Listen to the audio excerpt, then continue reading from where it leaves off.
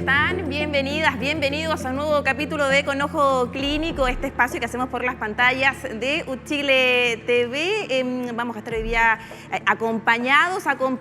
Tenemos un programa especial, ¿cierto? Vamos a innovar también, porque la presencialidad también es importante para aprovechar además este estudio que nos acompaña ya desde hace un tiempo. Recordarle también nuestras redes sociales para que se comuniquen con nosotros, nos pueden escribir, ¿cierto?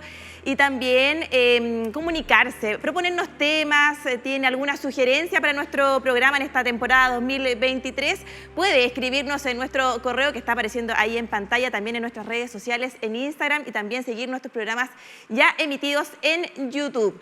Para contarles y anunciarles, ¿cierto?, los temas que vamos a tener durante el día de hoy. Vamos a partir hablando de la preocupación también que existe por las altas cifras, ¿no? Por este rebrote, este brote que está ya hace algunas semanas en China, preocupación a nivel mundial, también en nuestro país. De hecho, se fortalecieron los planes, sobre todo en las fronteras, para ver también qué medidas se pueden tomar frente a la llegada de nuevas cepas, como en este caso de Omicron BF7, que es una cepa, ¿cierto?, que preocupa, dado que su contagio es más rápido, afecta principalmente a personas mayores. Bueno, de eso vamos a estar hablando con la viróloga Vivian Luxinger de la Universidad de Chile, que nos va a estar contando un poquito sobre esto y cómo también nos puede afectar y qué medidas tomar. Y en una segunda parte de nuestro programa vamos a estar también hablando sobre una enfermedad autoinmune como el lupus.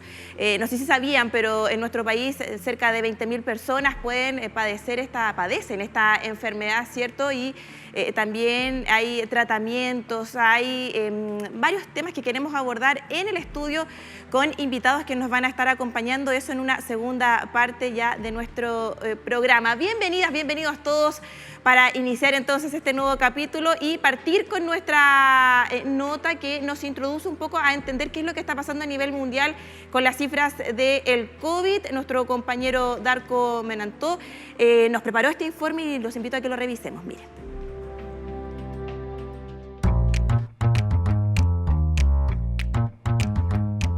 Después de un 2020 y 2021 en que las fiestas de fin de año se caracterizaron por las restricciones de movimiento y de reunión, uso obligatorio de mascarillas, aforos reducidos en el comercio y largas filas para acceder a él, llegaron unas fiestas en que la pandemia pasó a un segundo plano. Y es que para muchos los últimos vestigios que quedan del COVID se encuentran al ingresar a un recinto de salud, lugar en donde el cubrebocas sigue siendo obligatorio, y en una que otra persona que sigue usando la mascarilla en el transporte público. En Chile, los números y cifras de la última semana del 2022 reportaron alrededor de 50 muertos y más de 6.000 contagiados en el país. Estas cifras marcan un alza en lo que es el último tramo del año y son las más altas de los últimos 10 meses, con una tasa de incidencia de 51 casos por cada 100.000 habitantes, con un promedio de positividad del 20%. A pesar de que el COVID sigue presente en el país, el uso constante de alcohol gel, la toma de temperatura al ingresar a un lugar, el distanciamiento social, la mascarilla y el resto de las medidas preventivas son prácticas que quedaron en el total desuso al ya no ser obligatorias. A pesar de ello, todavía es posible encontrarse en la calle a personas que siguen empleando estos hábitos precautorios, independientemente de que hoy son solo recomendaciones. Y siento que también la vida de nosotros como cambió. No tenemos las mismas defensas que teníamos antes tampoco. Ya un simple resfrío para nosotros pasa a ser algo más potente. Pienso que es por eso, para cuidarme, pero más que cuidarnos nosotros es proteger al entorno. En segundo lugar, porque soy de tercera edad. En tercer lugar, tuve cáncer terminal. Y si no me cuido, yo que me cuida, no he tenido nada. No he tenido ni siquiera gripe. Tengo las 5 vacunas y me cuido porque me cuido. Porque el riesgo sigue estando. Yo soy profesional de la salud igual y entender de que esto no se ha acabado es algo que es básico. Entonces, más considerando ahora de que en la confianza está mayormente el riesgo. Que en realidad 2 años con el uso de mascarilla de repente llega a cansar, porque aunque igual ha sido un cambio de sacarse la mascarilla, o sea, de ponerse la mascarilla y después sacársela, igual uno se acostumbra a la mascarilla y después tiene que desacostumbrarse, porque al final no podemos pasar toda la vida con mascarillas por muy fuerte que sea el peligro. Yo creo que hay dos factores. Uno, o sea, es un virus, claramente al principio había muy poco conocimiento y efectivamente estaba ese riesgo muy fuerte de muerte porque no se sabía cómo tratar, no había vacunación, no había ninguna barrera para combatir el virus. Yo creo que ahora, luego de 3 años, 4 años, no 3 años de pandemia, creo que hay bastante más avances tanto en la vacunación, ya se está pidiendo una vacuna bivalente muy parecida a la vacuna que tenemos de la influenza. Entonces, y además, en caso de enfermarse, creo que los tratamientos están mucho más avanzados al momento de ir a los hospitales cuando uno cae enfermo. Entonces creo que finalmente lo que hay que en algún punto hacer con este virus es tratarlo como una enfermedad más, básicamente, como un virus más. Si en algún punto del 2022 se pensó que comenzaba el fin de la pandemia, la actualidad internacional indica que nos estamos adelantando un poco. Actualmente China vive un tsunami de contagios COVID, superando el 1.000.000 de casos nuevos en zonas rurales y más de 500 millones en las ciudades. Es por esto mismo que algunos países comenzaron a levantar nuevamente las barreras sanitarias para proteger a su población. A contar del 1 de enero, Estados Unidos, Italia, Taiwán, Japón e India exigieron PCR obligatorio a los pasajeros provenientes de China. En Chile, la última novedad es la llegada de la variante Omicron BF17. Esta cepa, que proviene justamente de China, se caracteriza por su rápida propagación en adultos mayores y pacientes con enfermedades crónicas. Es por ello que la alerta sanitaria por COVID-19 se extendió en el país hasta marzo de este año. La recomendación por parte de las autoridades es a informarse, seguir las recomendaciones, ya que seguimos en una situación de emergencia de salud pública. Ahí estaba el reporte que nos entregaba nuestro compañero Darko. Obviamente hay preocupación. ¿Hasta cuándo vamos a tener que seguir usando la mascarilla, por ejemplo? Algo que queríamos ya dejar muchos en el olvido. Obviamente preocupa el tema de que estas nuevas variantes del COVID-19 lleguen a nuestro país y que se empiece a propagar y nuevamente tener quizás que vivir situaciones como las cuarentenas, los confinamientos, algo que ya mucho, ¿cierto?, teníamos ya en el olvido, pero obviamente es una situación que está en completo desarrollo, como se dice en el periodismo. Para conocer un poquito más sobre esto que está pasando en China, cómo puede repercutir también a nivel internacional, qué está pasando en otros países, vamos a tomar contacto hasta ahora con Vivian Luxinger. Ella es viróloga, es integrante también del Instituto de Ciencias Biomédicas de la Facultad de Medicina de la Universidad de Chile y nos acompaña hoy día en nuestro programa. ¿Cómo está, doctora? Muchas gracias por estar junto a nosotros en Conojo Clínico. Hola, muy bien, gracias. ¿Cómo estás tú? Muy bien, doctora. Preocupada por lo que está pasando. Nos llegan ciertos reportes ya hace varias semanas desde China. ¿Hay que preocuparse? ¿Qué está pasando? ¿Cuál es el panorama hasta este momento? Sí, yo siempre digo que más que preocuparse hay que ocuparse. Hay que prestar atención a lo que está pasando. No es una situación absolutamente inesperada porque en la medida que hay infectados surgen nuevas variantes y estas nuevas variantes pueden adquirir características que las hagan más transmisibles y por lo tanto que puedan haber aumento de casos. Y esto asociado a el relajo en las medidas de prevención de las que se ha hablado constantemente, pero que las personas no están aplicando, principalmente, por ejemplo, el uso de mascarilla, que la gente no está usando. Entonces, todas estas situaciones se van juntando y favorecen el aumento de casos. La epidemia no se ha ido y no sé, aunque algunas personas lo quieran y lo decreten así, la verdad es que el virus no lo considera y sigue circulando.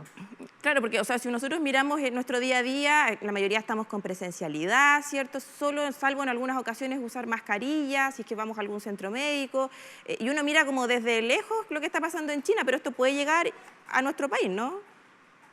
Absolutamente, de hecho, así fue como ingresó el SARS-CoV-2 a nuestro país, así es que puede ser absolutamente, es una posibilidad. El mundo está muy globalizado, hay viajes entre extremos del mundo en pocas horas, en viajes en avión. Cualquier persona que esté infectada puede trasladarse de un lugar a otro y por lo tanto, al estar infectada, llevar el virus y en el lugar donde llega, infectar a otras personas. Así que esto es una posibilidad. Ha ocurrido con otras variantes y subvariantes, algunas no, pero otras sí. Y si tenemos un gran número de casos, aumenta la posibilidad, la probabilidad de que ingresen. Bueno, lo hemos visto también en las últimas semanas, las medidas que han ido tomando otros países, bueno, la Unión Europea, algunas restricciones, particularmente en Chile también, ¿no? A partir del 1 de enero con el plan de fronteras protegidas. ¿Estas medidas sirven? ¿Hay que ya tomarlas desde ya? ¿Cómo resguardarnos para que esta situación esté más bien contenida? Sí, sí sirven y claro, tienen que ser aplicadas desde ya. Es importante la vigilancia a nivel de fronteras y tratar de pesquisar lo antes posible que ingrese la variante y la subvariante.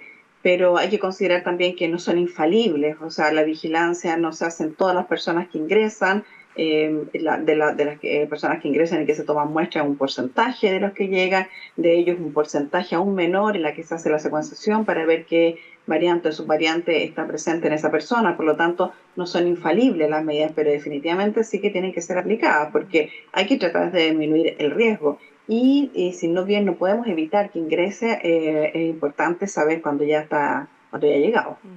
Hablemos de la mascarilla, amada, odiada también, sobre todo en verano, es muy incómodo andar con mascarillas, para qué decir también a la gente que les produce algún tipo de irritación, de alergia, bueno, es un tema a analizar.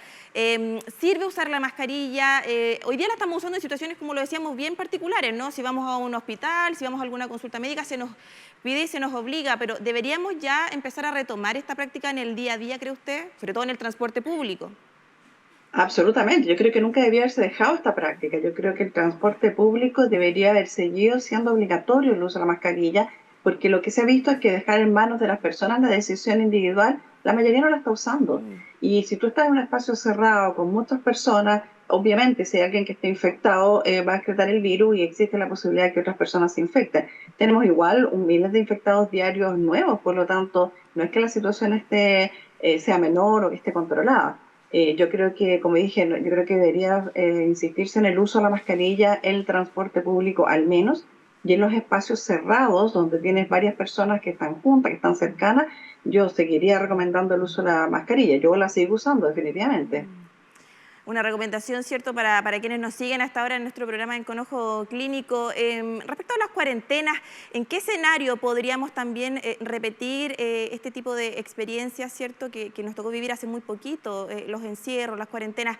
¿Podría también repetirse esto, cree usted? No, no creo porque hay muchos factores que están ayudando a que no se produzca la misma situación que tuvimos ahora. En realidad el más importante es la vacunación. Tenemos alto porcentaje de personas vacunadas, pero hay que insistir porque en los refuerzos ha ido bajando. De hecho, con la vacuna bivalente el porcentaje de vacunados es bastante bajo. Así que no deberíamos llegar a esos escenarios como tuvimos al principio, en que estábamos todos susceptibles. Hay personas que ya se infectaron, hay personas que la mayor parte de nuestro país está vacunada, así que ese escenario no lo creo posible. Pero sí hay que seguir cuidándose porque igual podemos infectarnos y enfermarnos.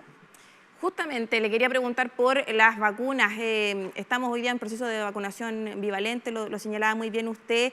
Veía el otro día en unas notas de prensa que aparecía gente diciendo, pucha, quizás debería ser voluntario, pensando en los grupos de riesgo o los grupos que todavía no tienen posibilidad de vacunarse. ¿Cómo estamos hoy día en ese escenario? ¿Nos estamos vacunando? ¿No nos estamos vacunando? ¿Cuán importantes también son estas medidas de protección? Bueno, la revacunación han ido disminuyendo los porcentajes a medida que han ido aumentando las dosis de refuerzo. Eso es un hecho. Al principio todos corrimos a vacunarnos y después ha ido como perdiendo la motivación. Sobre todo yo creo asociado a esta situación de sensación de que el riesgo ya no está. Claro. Eso es primero. Es importante las dosis de refuerzo porque hay que mantener una respuesta inmune adecuada y esta va bajando en el tiempo. Eso es lo natural, no es una cosa excepcional para esta infección, es lo natural y por eso se requieren los refuerzos. Y a eso se suma que tenemos nuevas subvariantes o variantes que son distintas de las que se usaron para preparar la vacuna y también distintas de las infecciones de las que infectamos previamente. Y eso hace que, como hay diferencias, que los anticuerpos que desarrollamos frente a infecciones previas o frente a vacunas no sean tan eficientes en relación a estas nuevas variantes y por lo tanto podemos requerir concentraciones más altas. Entonces eso hace que, y como decía, esto va disminuyendo en el tiempo, eso es algo natural, por lo tanto son necesarias las dosis de refuerzo. Y respecto a la vacuna bivalente, es un refuerzo importante, necesario, en realidad la población que necesita ser vacunada y que es bajo el porcentaje que ha ido a recibir la vacuna. Y si bien esta vacuna bivalente no contiene la variante que, por ejemplo, que es la que está produciendo la gran epidemia, el gran número de casos en China, sí hay relación en la inmunidad, nos ayuda el refuerzo de la inmunidad frente a la infección por esta nueva variante o subvariante. Por lo tanto, sigue siendo la recomendación absoluta de revacunarse, absolutamente. Hoy día estamos hablando de que predomina Omicron BF7, ¿no? ¿En qué consiste esa subvariante? ¿Cuán peligrosa es? Hablaba esto que afecta principalmente a personas mayores. Contémosle también un poquito a quienes nos están viendo hasta ahora de qué se trata. Bueno, esta subvariante ha demostrado ser más transmisible que las previas. Ya vimos que Omicron se transmitía más que las anteriores y esta subvariante de Omicron es aún más transmisible. ¿Qué significa eso? Que una persona que está infectada excretando el virus va a infectar a más personas. Y por lo tanto, obviamente, si a eso le sumas el rebajo de las medidas, el uso de una mascarilla, el no uso de mascarilla, entonces va facilitando la transmisión.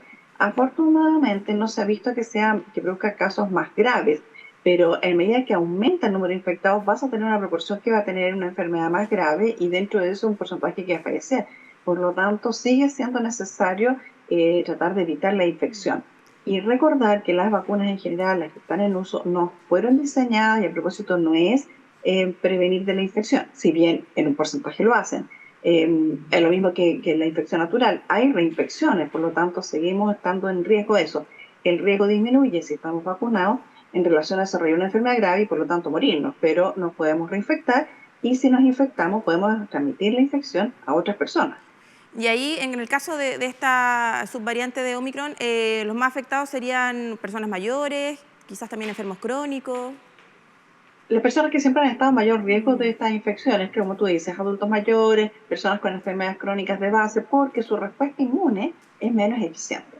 Entonces, frente a cualquier infección, y en particular frente al SARS-CoV-2, responden menos, responden no tan bien, y por lo tanto les dificulta controlar la replicación del virus, y esto favorece que el virus continúe replicándose y que puedan desarrollar una enfermedad más grave. Por eso necesitan más ayuda en cuanto a refuerzo de vacuna, en particular estas personas.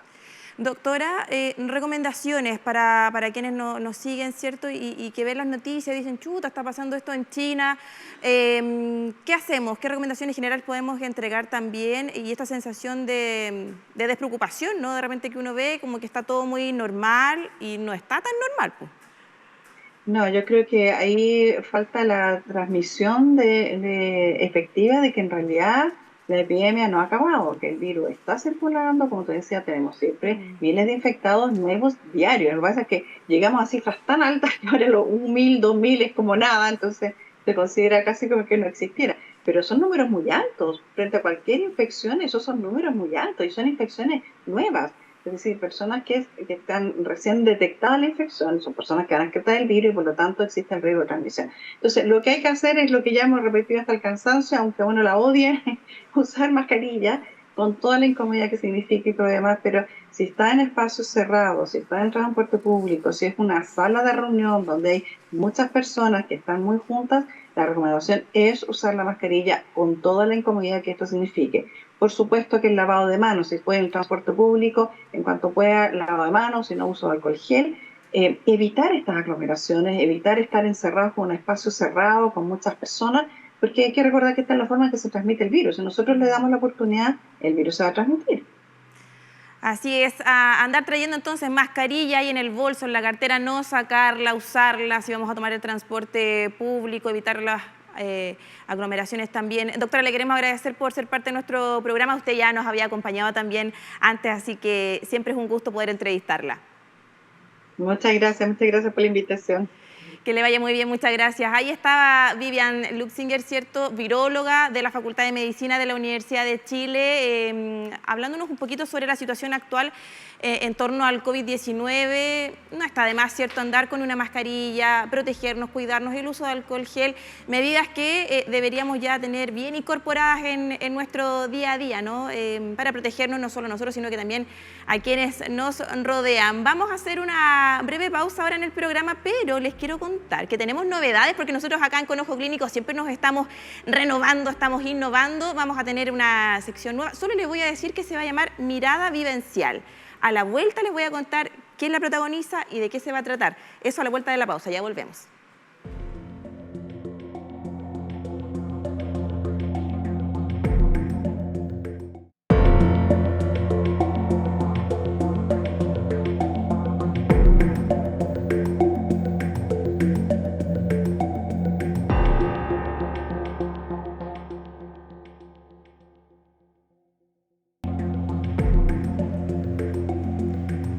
Estamos ya de vuelta en Con Ojo Clínico después de esta breve pausa, ¿cierto?, en las pantallas de Chile TV. Lo habíamos dejado anunciado antes de irnos a la pausa, esta nueva sección, porque hay que vivir la vida y hay que tener también las experiencias, ¿no? Así que nuestro compañero Darko Menantó va a ir viviendo distintas experiencias en esta sección llamada Mirada Vivencial, donde nos va a ir contando, mostrando, ¿cierto?, algunas situaciones que hay que vivirlas antes de contarlas. Miren, revisemos lo siguiente.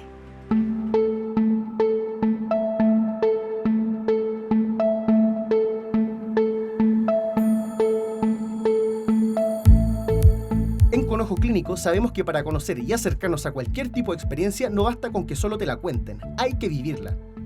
Por lo mismo, hoy los invito a que me acompañen a nuestra nueva sección Mirada Vivencial, en la que podremos conocer de cerca distintos procedimientos e intervenciones médicas. Queremos vivir in situ y contarles en detalle el paso a paso de cada proceso. Y para inaugurar este espacio comenzaremos sometiéndonos a un acto que en su esencia es solidario, me refiero a la donación de sangre. Nos encontramos en la comuna de Ñuñoa, específicamente en Plaza Egaña, donde se encuentra dispuesto un bus del Ministerio de Salud para incentivar la campaña de donación de sangre, proceso al cual hoy me voy a someter. Acompáñenme. En una primera etapa me solicitan mostrar algún documento de identificación vigente, además de entregar otros datos personales como el domicilio o algún número telefónico de contacto. Con esos datos chequeados pasamos a la entrevista personal en la que se verifica que el donante haya ingerido alimentos durante las últimas 5 horas. Pesar más de 50 kilos, haber dormido al menos 5 horas la noche anterior, que hayan pasado más de 4 meses desde la última donación de sangre y no haberse realizado algún piercing o tatuaje en los últimos 6 meses. Constanza Páez, tecnóloga médica del Centro Metropolitano de Sangre, explica la importancia de esta entrevista. La importancia es asegurar la calidad de la donación de sangre, ya que con la entrevista lo que nosotros hacemos es asegurarnos de que el donante cumple con todos los requisitos necesarios para que el componente que vamos a extraer sea de calidad para el paciente que lo va a recibir. Ya dentro del bus comienza la segunda parte de la entrevista personal. Aquí las preguntas apuntan a aspectos más específicos de la vida privada del donante, como el uso y consumo de drogas u otras sustancias ilícitas, enfermedades, vía sexual del paciente, entre otras cosas. Hay que subrayar que esta entrevista es confidencial y las respuestas están protegidas por la ley 19.628.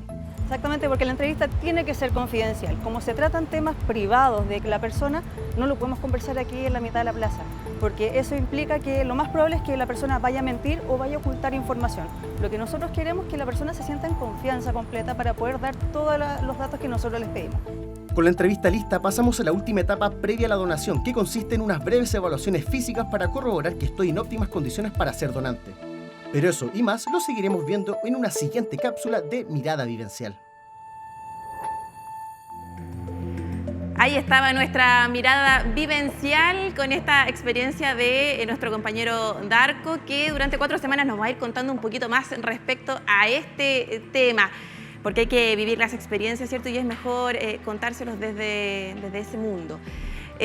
Para seguir con nuestro programa, les habíamos contado que también hoy día estábamos innovando con invitados en estudio. Les quiero presentar y tenemos ya aquí junto a nosotros y a nosotras a Gonzalo Tobar Carrizo, él es vocero de Lupus Chile, y también a Nicole Espinosa, paciente justamente de esta enfermedad, que nos va a contar un poquito más y nos va a entregar su testimonio respecto a lo que implica, ¿no?, ser una paciente con esta enfermedad. Partamos por Gonzalo, cuéntanos también el apoyo que reciben, bueno, la pega que hacen ustedes en la fundación, cuán importante es acompañar a estos pacientes. Tú corrígeme, entiendo que cerca de 20.000 en nuestro país. Así mismo, Maritza, cerca de 20.000 personas tienen lupus, algún tipo de lupus en Chile. Es importante destacar que a nivel mundial el 90% de las personas que tienen lupus son mujeres, se diagnostican en edad fértil entre los 15 y los 45 años principalmente, y finalmente, como es una enfermedad crónica de todo el curso de vida, lo ideal es que tú estés acompañado en este camino de saber vivir una enfermedad y sobrellevar la enfermedad y volver a revivir y a retomar tus actividades diarias. Esta enfermedad se diagnostica con síntomas, se diagnostica con crisis, se diagnostica activamente. Entonces, ¿Edad más o menos? Entre los 15 y los 45 años principalmente. Cuando tú estás trabajando, cuando tú estás teniendo hijos, etcétera, y de pronto llega esta enfermedad con algunos síntomas que te dejan invalidados temporalmente, y ahí tú tienes que aprender a acomodarte acomodar tu vida, acomodar hábitos saludables, hábitos alimenticios, hábitos de cuidado personal para poder retomar todas tus funciones. Entonces, una enfermedad crónica como lupus eritematoso sistémico, efectivamente se lleva de mejor manera con otras personas que viven la misma enfermedad que tú. Y ahí nosotros estamos permanentemente apoyando a los pacientes. Es una enfermedad, claro, con la que vivimos, ¿no? Se vive, hay distintos síntomas que van afectando nuestro día a día. Tú lo decías, puede aparecer muy jovencito, ¿cierto? La persona se puede diagnosticar. En el caso de la Fundación, ¿cuánta gente trabaja con ustedes? Nosotros tenemos un equipo más o menos reducido, pero tenemos una participación a nivel nacional. Hemos hecho actividades presenciales antes de la pandemia, durante varias ciudades del país. Este 2023 queremos volver a la presencialidad en actividades en regiones, volver a estar con los pacientes para que los pacientes compartan entre ellos y olvidarnos un poco de la cámara del Zoom y de todo lo que fue telemáticamente, pero efectivamente hay toda una importancia y una valoración del escuchar a una persona que vive lo mismo que tú, del saber cómo lo afrontó, de saber cómo lo afrontó la familia, cómo lo afrontaron en el trabajo, en el estudio, en la pareja, etc.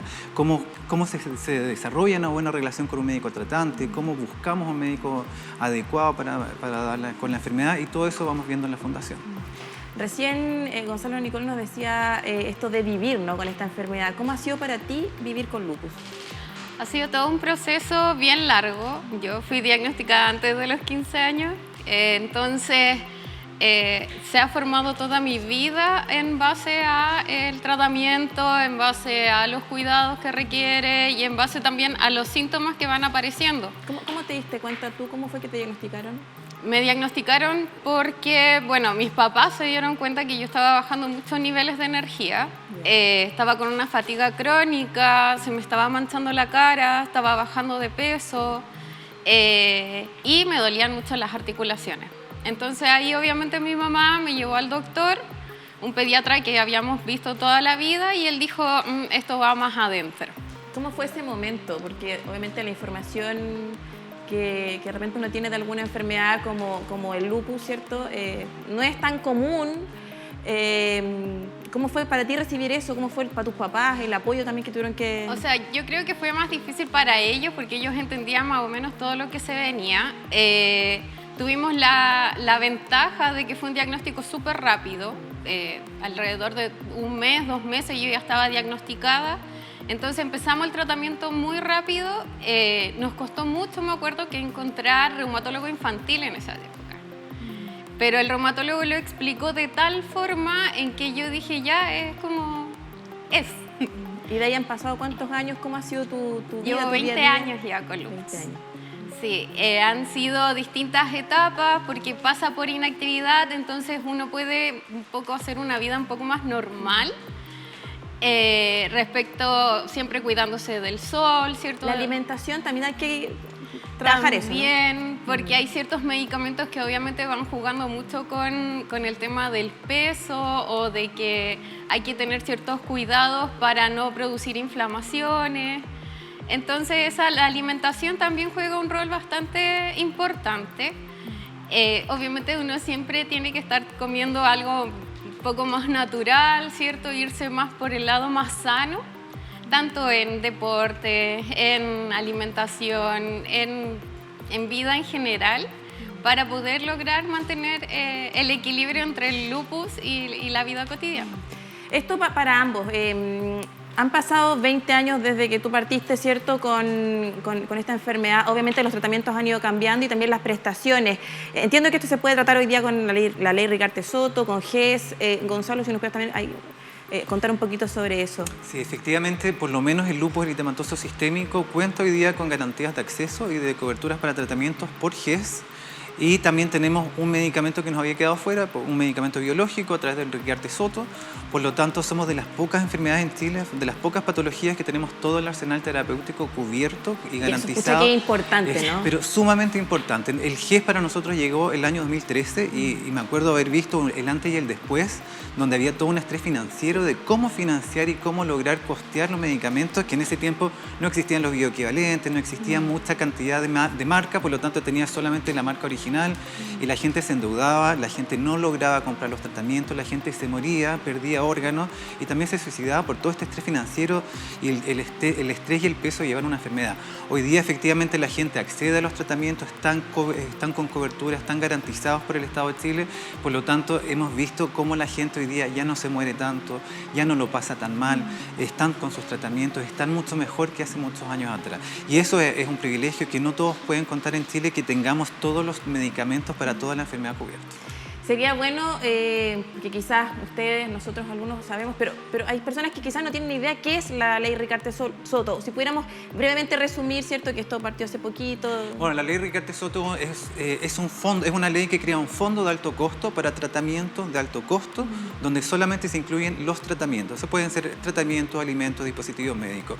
En el caso de lupus está incorporado un medicamento biológico que la gente puede optar a usarlo una vez al mes o cada cuánto tiempo el médico lo diga, pero es distinto el GES. El GES nos entrega canastas de prestaciones, nos entrega coberturas en exámenes, medicamentos, en consultas médicas y también en tratamientos, pero el Ricaurte-Soto solamente en tratamientos. Pero entre las dos se complementan muy bien y ha funcionado bastante bien para los pacientes. Nicole, y tener este tipo de ayudas, de prestaciones, me imagino que hace igual enfrentar la enfermedad de manera diferente.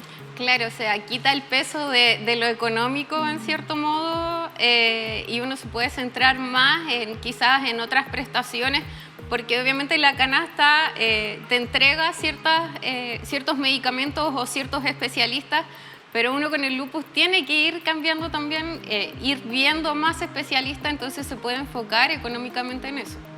Entonces eso sí alivia bastante, o sea, sale una carga de lo que uno tiene que preocuparse con el lupus. Claro, porque el lupus va avanzando de manera diferente. O sea, como tú partiste, ahora que ya llevas 20 años, ¿cierto?, conviviendo con esta enfermedad, hay que ir haciendo cambios de medicamentos, también en las rutinas del día a día, el tema del ejercicio, por ejemplo, lo hablábamos recién, lo de la alimentación.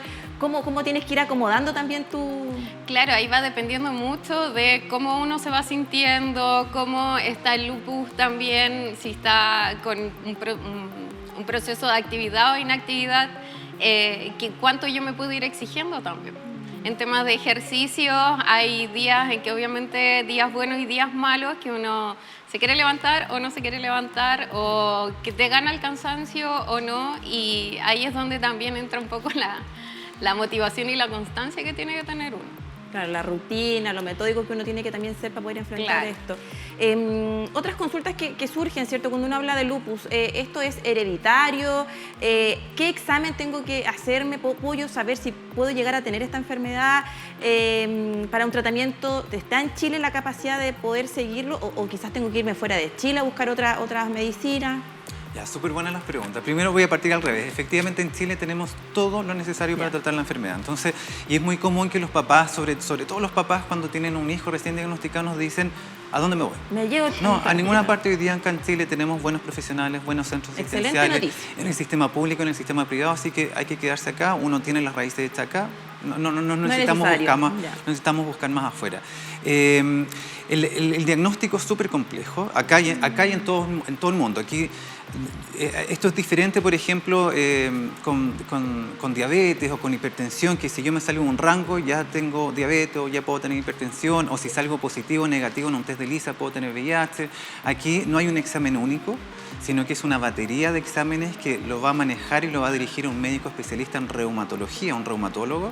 Él me va a tener que hacer exámenes de anticuerpos, exámenes de complementos, hemograma, exámenes de orina y una serie de otros exámenes para ver en su totalidad, como un puzzle finalmente, más la entrevista al paciente, más el chequeo médico, el historial de síntomas, y ahí va a descifrar como un acertijo, va a decir, perfecto, esto es lupus. De repente a los pacientes se les deja como en espera 6 meses, 1 año en observación para que realmente calce el diagnóstico y no sea el de la enfermedad al lado o otra enfermedad reumática. Entonces, sí es complejo el diagnóstico. La Nicole ya nos contaba que se demoró muy poco en diagnosticarse, pero hay pacientes que generan una odisea diagnóstica y que esperan 1 año, 2 años para recién terminar con el diagnóstico. Nicole, para quienes nos están siguiendo a esta hora en Con Ojo Clínico y quizás están recién diagnosticados o algún familiar ¿qué decirles, ¿no? ¿De qué manera tú has podido enfrentar y en base a tu experiencia también, qué consejos, recomendaciones poder entregarles también a quienes quizás están recién enfrentándose con el lupus? O sea, creo que lo principal es hacer caso al médico. No abandonar tratamientos, aunque uno no vea avances rápidamente. Creo que lo importante es tener fe de que sí se puede. O sea, uno puede hacer una vida normal. En mi caso, yo tengo mi carrera, tengo mi trabajo, tengo mis cosas y todo eso ha sido a raíz de tomar en cuenta lo que dice el médico, pero también lo que hice yo. Eso. O sea, es importante además el apoyo de la familia, el apoyo de los cercanos, claro.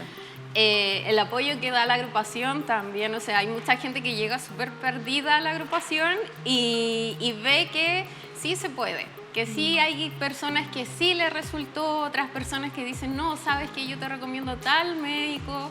Entonces, la agrupación ayuda un montón a ver que sí hay personas que te pueden ayudar y entre las mismas gente de la agrupación lograr una buena red de apoyo. Importante, pues, vivir en comunidad, tener apoyo, ¿cierto? Lo hemos dicho en varias ocasiones acá en el programa con distintas especialistas que hemos estado hablando y es muy importante. Aprovechemos los últimos minutitos, Gonzalo, para decirle a la gente dónde se pueden contactar con ustedes, Tenemos todas las redes sociales, tenemos un Instagram, Lupus Chile, tenemos un Twitter, Lupus-Chile, un grupo en Facebook cerrado donde los pacientes pueden comentar sus vivencias, entonces un espacio muy protegido para los pacientes y los familiares, Agrupación Lupus Chile en Facebook. Tenemos una página en Facebook, tenemos un canal en YouTube, estamos en todas las redes sociales ahí disponibles y en www.agrupacionlupuschile.cl. Agradecemos a Gonzalo, a Nicole por acompañarnos hoy día. Estamos innovando, son nuestros primeros invitados en estudios, chiquillos, así que agradecerles por ser parte de Con Ojo Clínico y que les vaya muy bien y cualquier cosita están cordialmente invitados al programa. Muchas gracias. Bueno, y con esta información nosotros estamos ya cerrando nuestro programa para, como siempre, entregarles nuestro dato positivo del día de hoy que tiene que ver con los países de América Latina y también el Caribe. Platita extra, subvenciones para ir en ayuda de investigaciones también que tengan como foco enfermedades complejas como la tuberculosis, también el VIH. Es una noticia positiva, nos alegramos, ¿cierto?, de que países de América Latina y el Caribe puedan recibir también fondos, subvenciones especiales para poder hacer frente a este tipo de enfermedades, este tipo de patologías. De esta forma llegamos al final de nuestro programa. Como siempre decimos en Con Ojo Clínico, le agradecemos a todas, a todos por ser parte de este espacio. Nos reencontramos la próxima semana. Que estén todos muy bien. Chao, chao.